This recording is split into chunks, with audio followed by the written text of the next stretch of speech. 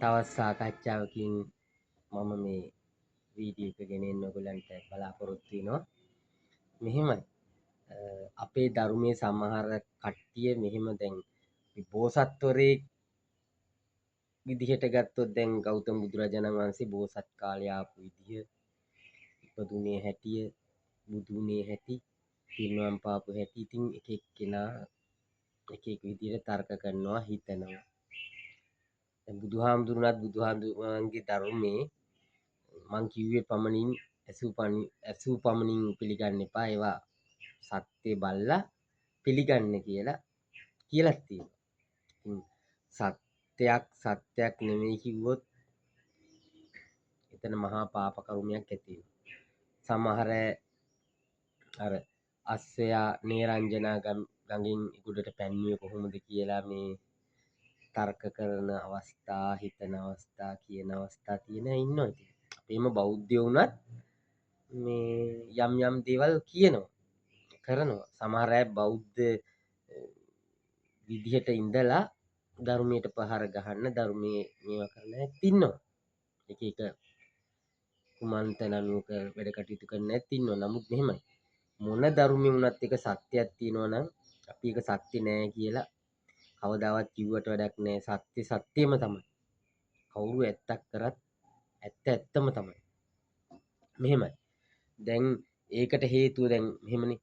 බෝසත්වරයෙක් කියන්නේ කල්ප ගාණක් පෙරම් පුරපු උත්තමයෙක්. ඒගොල්ලන්ට නේරංජනා ගඟෙන් නෙමෙයි ආකාශයෙන් උනන් ඉන්දියාවේ ඉඳලා ශ්‍රී ලංකාවට උනත් එන්න පුණ්‍ය ශක්තියේ 이르දිය කියන්නේ ඒ වගේ දෙයක්. විශ්වයේ උදව් කරනවා 이르දියට. සාමාන්‍ය පතක්ජන විදියට අපි බෝසත්වරයෙක් හරි දර්ශනයක් කරපු දර්ශනවාදියෙක් උත්තමයෙක් මේ සමාන කරලා හිතලා හරියන්නේ නැහැ. ගොඩක් අය සමාන කරනවා. දැන් Tamanට බැයි නම් ඒගොල්ලෝ කොහොමද කරේ කියලා. ඒ පින්බලය කියන්නේ ඒකයි. පින්පව් කියන්නේ දෙකක් තියෙන්නේ ඒකයි. අන්න ඒකයි. ඉතින් හිතා ගන්න බැරි දේවල් තමයි මේ ක්‍රියාත්මක වෙන්නේ විශ්වයේ. දැන් බුදුහාමුදුරන්ගේ කාලේ පොරෝ පලාගෙන බුදවරු ඉන්නකොට ඒ මේ අපායට ඇදගෙන ගියා කියලා ඔයගොල්ලෝ අහලා තියෙනවා. නමුත් බුදු කෙනෙක් නැති වුණාම ඒ පාතිහාර වෙන්නේ නැහැ. එතකොට අපි තර්ක කළා හරියන්නේ නැහැ. දැන් කොහොමද එහෙනම් එහෙම වෙන්නේ නැත්තේ කියලා. ඒ 90 ඒ තරම් උතුම් පින්වන්ත කෙනෙක් ඉපදුනහම ඒ වගේ විශ්වයත් ක්‍රියාත්මක වෙනවා. يعني සජීවී කියන්නේ පණ ඇති, අජීවී කියන්නේ පණ නැතිනේ. ඉතින් පණ ඇති පණ නැති දෙකම උදව් කරනවා. ඒක තමයි පාතිහාර කියන්නේ. අපිටත් පාතිහාර කියන ඒවා පාතිහාර කරන කෙනෙක්ටත් හිතා ගන්න බෑ මේ විදිහට කොහොමද වෙන්නේ විශ්වයෙන් කියලා. ඒ කියන්නේ හිතන දේ පවා වෙනවා. දැන් විනාශයක් කරන්න ඕන නම් තව කෙනෙක්ට කට්ටඩි ගුරුන් වහන්සේලා කපු මහත්තුරු වගේ කට්ටිය ඉන්නවනේ. ඒගොල්ලෝ ඉතින් පූජාවල් තියලා දෙවියන්ට කියලා යක්කුන්ට කියලානේ කරවන්නේ. හිත දියුණු කරන කෙනෙක්ට හිතන්න විතරයි තියෙන්නේ. ඔච්චර දඟලන්න ඕනේ. ඒකනේ චිත්ත ශක්තිය ඉහෙලින්ම තියෙන්නේ. මන්ත්‍ර විද්‍යාව කියන්නේ ඊට පල්ලෙහා තියෙන දෙයක්. හිත දියුණු කෙනෙක්ට මන්ත්‍ර විද්‍යාවෙන් කවදාවත් විනාශයක් කරන්න බෑ. ඔය දැන් කොණ්ඩදෙනි හාමුදුරුවොත් ඉහළට හිත දියුණු කරලා තිබිලා නෙමෙයි යම් කිසි හිතේ ශක්තියක් ඉතින් අර යක්කු බැඳගෙන වැඩ කරලා තියෙනවා. නමුත් හිත දියුණු කරගත්තා නම් ඔය පිල්ලුවාවා කියලා පිල්ලුවෙව්වා කියලා කවදාවත් ඔය කුණ්ඩලිනී ශක්තිය අවදි කරගත්ත කෙනෙක්ට චක්‍රහත අවදි කරගත්ත කෙනෙක්ට කියන්නේ සතර ඉදිපාද ලැබුවෙක්ට අෂ්ට සමාපත්තිවරයෙක් කියන ඇයට මේ උත්තමයන්ට කවදාවත් පොඩි මනම් කළා මොන දේ පිල්ලු නෙමෙයි මොන දේ කළවත් විනාශ කරන්න බෑ.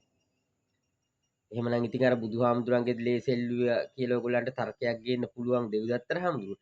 නමුත් ඒක වෙන්නේ ඉතින් අර කර්ම 10ක් බුදුහාමුදුරන්ට පරිසම් දීලා තියෙනවා. ඉතින් කර්ම 10 අනුව තමයි මේ ඒ පරිසම් දීම වෙලා තියෙන්නේ බුදු වෙන ආත්මෙත්. ඒකේ ආනන්තරී පාප කර්ම බුදුහාමුදුරුවෝ ඒ තරම් ප්‍රබල කර්ම සසරේ යම් ආත්මවල මොහොත් දෙයක් කරලා ඇති. ඉතින් ඒ හින්දා ඉතින් බුදු වෙන ආත්මේ වගේ මේ දේවල් වෙලා තියෙනවා. තව මම මේ දැක්ක ප්‍රෝග්‍රෑම් එක මේ හාමුදුරු කෙනෙක් මහනවා කෑල්ලමි දෙන් කෑල්ලමි කන හාමුදුරු කෙනෙක්ගේ මේ බුදුහාමුදුරන්ට එහෙම දුෂ්ක්‍රියා කළා අවුරුදු මෙහෙමනේ පුණ්‍ය ශක්තිය බලයට ඔය කුණ්ඩලිනී ශක්තිය අවදි වුණාට පස්සේ නොකා නොබී ඉන්න පුළුවන්. මේක දන්නේ නැතුවනේ මේ මිනිස්සු මේ තර්ක කරන්නේ. ඕගොල්ලෝ ඉන්දියාවේ හිමාලයට ගිහින් බලන්න. ඒගොල්ලන්ට නිවන් දකින්න උනත් පින් තියෙනවා. ඒගොල්ලෝ මේ නිවන් පැත්තට යන නෙමෙයි ඉසියෝරු.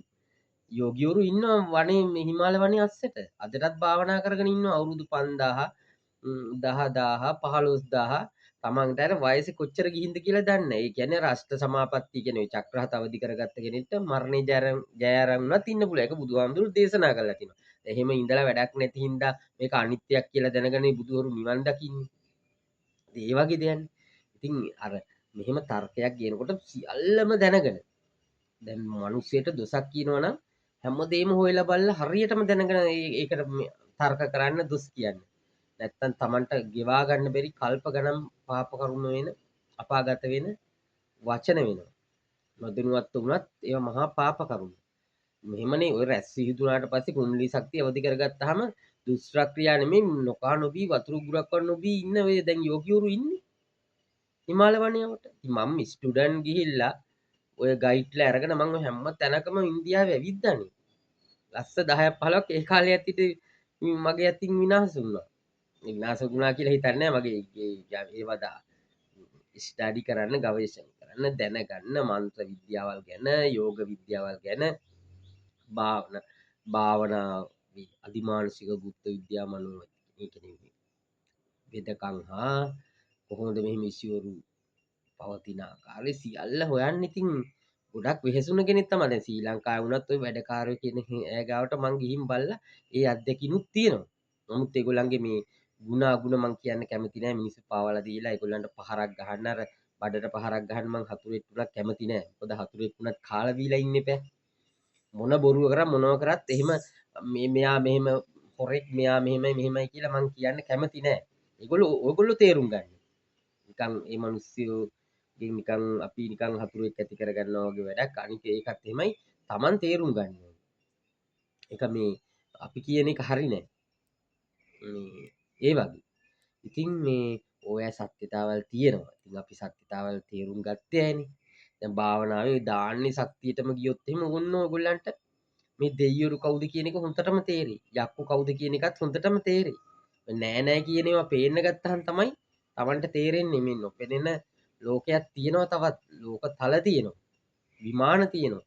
දේව ලෝක තියෙනවා, බ්‍රහ්ම ලෝක තියෙනවා, අපායවල තියෙනවා, පෙරේත ලෝක තියෙනවා, මනුස්ස ලෝක තල වගේ තමයි ඉතින්.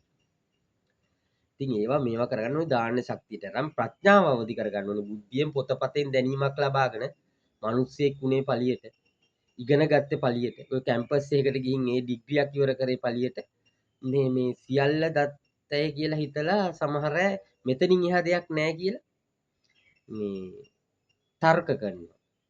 ඒවා ඉතින් ඇත්තටම තේරෙනවා ප්‍රඥාව කියන එක ඒගොල්ලන්ට පොඩි ළමයෙක්ගේ තරම් ප්‍රඥාව කියන එකේ දැනුමක් නැති අය තමයි හැම වචන කියන්නේ. ඒවා මහා පාප කර්ම. එහෙම දේවල් තියෙනවා. දැන් අපි මට වුණත් මේ මහාචාර්යවරු එහෙම කියලා තමයි මේ වගේ දේශනා දෙන්න කියලා ආම්දුරු ඉල්ලීම් කළා තමයි මම මේ වීඩියෝ උනත් මේ ගොඩක් වෙලාවට කියන්නේ. කරන්නේ ඔයගොල්ලන්ට දැනගන්න. යක් දැනගත්ත නිසා නොනියඩව ඉන්න එපා කියලා කියන්නේ. මිනිස්සු නිකන් මම්මුලා වෙලා එහෙම කොහොමද කරන්නේ කියලා තර්ක කරනවා. ඒවට පින් තියෙන්නේ. තමන්ට පින් බලයක් නැත්නම් කුසල් බලය නැත්නම් මේ තමන්ට මේ ඒ දේවල් අත්දැකීමෙන් ලබන්න බෑ. දැන් පින් කරාම ඉතින් ලෞකික සැප සම්පත් යාන වාහන ගන්න ඒ කියන්නේ දානමාන දුන්නයට ඒ කැම බීම හම්බ වෙනවා යාන වාහන හම්බ වෙනවා ගෙවල් දොරවල් හම්බ වෙනවා. නමුත් කුසල් කියන්නේ භාවනා යෝගී හිටපු අයට තමයි එන භාවනා ශක්තිය මතුවලා ඒ දේවල් වටහා ගන්න ශක්තිය ඇති වෙන්නේ. ඔය මොන දර්ශනවාදීක් මොන වෙන්න අන්නාගම කෙනෙකුට පාතිහාර තත්ත්වයට ආවනම් මේ කුණ්ඩලිනී ශක්තිය අවදි කරගෙන චක්‍රහත අවදි කරගෙන තමයි මොනම ශිල්පයක් වුණා මිනිස්සෙක් විදිහට දාන්න පුළුවන්. එහෙම නැතුව බෑ. ඉතින් ඒකට සසර පින් තියෙන්න ඕනේ. පින් කළා තියෙන්න ඕනේ. පාරමිතාවෙන් තමයි ඒක ඇති වෙන්නේ. ප්‍රඥාව කියන එක. සිටීමෙන් ඒ ගියා. දැන් අපි යකි මාර්ය අෂ්ටමාර්ගය බුදුහාමුදුරේ දේශනා කර යනවා කියන.